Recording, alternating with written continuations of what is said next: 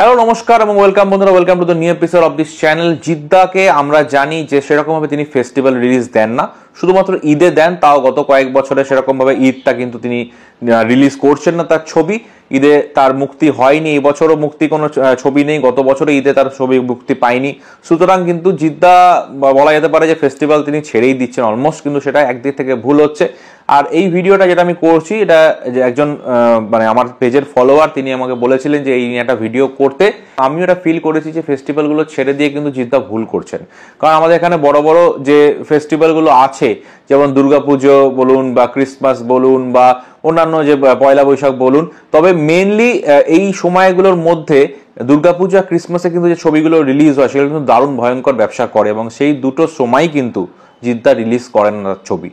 এবার বাজি তিনি রিলিজ করেছিলেন দুর্গাপুজোর সময়, সেটা একটা রিমেক ছবি ছিল এবং মেকিং কোয়ালিটি খুব একটা ভালো ছিল না, কারণ তার ডিরেক্টর বা ডিরেকশন যেটা ছিল সেটা কিন্তু খুব একটা আহামরি ছিল না। সেই কারণেই কিন্তু বাজি সিনেমাটা চলেনি। তার মানে কি ফেস্টিভ্যাল রিলিজ দেওয়াটা ঠিক নয়? সেটা একদমই নয়। ফেস্টিভ্যাল রিলিজ দিলে কিন্তু ভালো ছবি যদি হয় সেটা নর্মাল সময় থেকে কিন্তু অনেক বেশি ব্যবসা করতে পারে।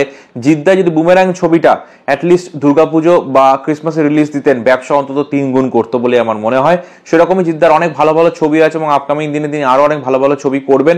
তাই আমার মনে হয় জিদ্দার কিন্তু ফেস্টিভ্যাল রিলিজ দেওয়া উচিত। সবসময় নিজেকে বঞ্চিত করে ইন্ডাস্ট্রির স্বার্থে নিজেকে সরিয়ে রাখা এটা ঠিক নয়। নিজের দিকটাও ভাবা দরকার, কারণ কেউ ক্ল্যাশ করতে ছাড়ছে না, কেউ ওই স্লটগুলো ছাড়ছে না, তাহলে জিদ্দা কেন ছাড়বে? আমার মনে হয় জিদ্দার অবশ্যই ফেস্টিভ্যাল রিলিজ দেওয়া উচিত। বছরে অন্তত 2 থেকে 3টে তার ছবি করা উচিত, এবং দুর্গাপুজো ক্রিসমাসে এবং সম্ভব হলে ঈদে একটি একটি করে ছবি অবশ্যই তার রিলিজ দেওয়া উচিত বলে আমি মনে করছি।